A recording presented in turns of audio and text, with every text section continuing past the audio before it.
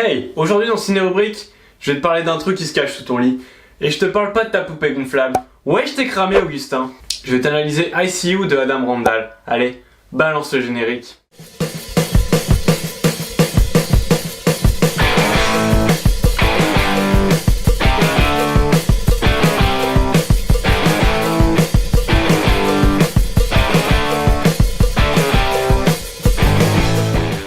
Bon, il va y avoir du spoil, donc je t'invite à regarder le film avant de regarder ma vidéo. Mais regarde quand même ma vidéo parce que j'ai besoin de ma Honda, t'as capté? Donc ICU est sorti en décembre 2019 aux États-Unis et en septembre 2020 en France. Il a été nominé à différents festivals, mais après perso, j'ai trouvé que ce film n'avait pas fait beaucoup de bruit. L'histoire se divise donc en deux parties. Dans la première partie, on va avoir au début un enfant qui va se faire kidnapper et on va suivre le personnage principal qui va être Greg Harper. Donc l'inspecteur de police qui est chargé de l'enquête. On va découvrir qu'au sein de sa famille, sa femme Jackie Harper l'a trompé, du coup les relations vont être tendues entre eux. Et de plus, leur fils Connor, il est assez renfermé sur lui-même et il va reprocher à sa mère justement son adultère. Donc ça va être encore plus tendu. Et en plus de ça, si ça suffisait pas, il va y avoir des phénomènes qui vont à première vue être surnaturels voire paranormales. Du style des objets qui disparaissent ou des photos qui sont enlevées ou encore la télé qui va s'allumer plusieurs fois toute seule et on va même avoir un masque de grenouille en bois sous le lit. Ensuite dans la deuxième partie on va être en mode found footage. Donc le found footage, qu'est-ce que c'est?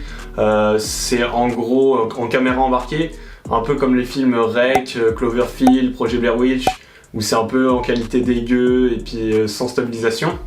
Et dans cette deuxième partie, on va suivre deux personnages, donc Alec, c'est celui qui va tenir la caméra, et Mindy, donc c'est deux jeunes adultes qui vont faire ce qu'on appelle du frogging. T'as cru que t'étais bilingue, FDP? Donc pardon, du frogging.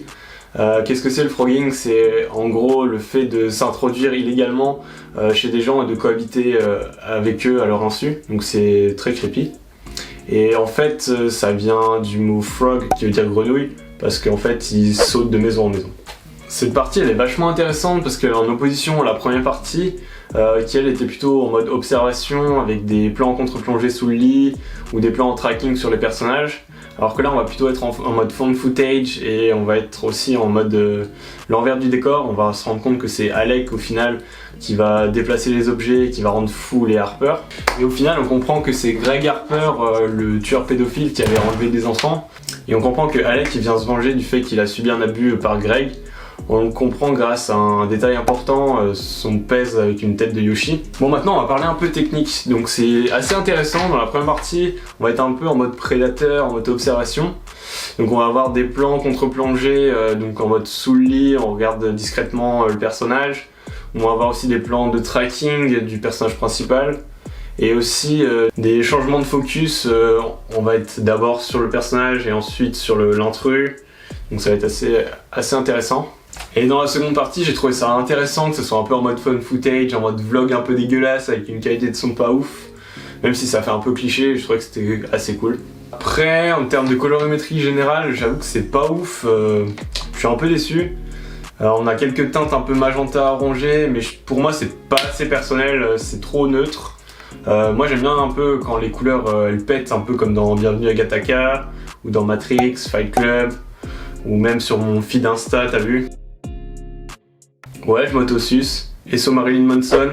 Après, au niveau du son, on a pas mal de musique angoissante, notamment à certaines scènes clés, donc ça rend vraiment immersif le film. Après, en revanche, je déconseille le doublage français parce qu'il est vraiment dégueulasse. T'es en colère contre moi. Comment t'as pu faire ça? Ouais, c'est dégueulasse. Pour le beauty shot de ce film, je dirais que c'est la scène où Jackie et Harper vont enterrer l'amant de Jackie. Donc ça se passe dans la forêt, en pleine nuit.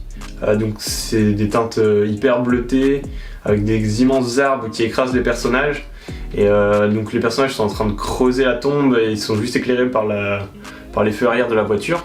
Pour conclure, je dirais que ce polar, que dis-je, est très intéressant du fait qu'il y ait deux points de vue. En revanche, je trouve qu'il y a pas mal de longueur et franchement, je t'avoue que j'ai parfois un peu slip sur le film. Et je t'avoue que c'était pas une partie de plaisir de revoir le film pour l'analyser. Donc j'apprécie à moitié. J'apprécie à moitié franchement ce qui vient de se passer là. Franchement, voilà. Je mets la note de 5,5 sur 10. J'espère que mon analyse t'aura plu. Tipeee en description pour mon futur Gamos. Je vais faire partie des plus de 10 avant la fin de l'année, t'as capté? Ce sont les personnes qui gagnent moins de 10 000 € par mois. Sinon, pour me soutenir, tu peux lâcher tes meilleurs likes et partager dans ta story, ça me ferait vraiment plaisir. La prochaine fois, je vais t'analyser Orange Mécanique de Stanley Kubrick. Allez, continue de regarder des pépites. La bise!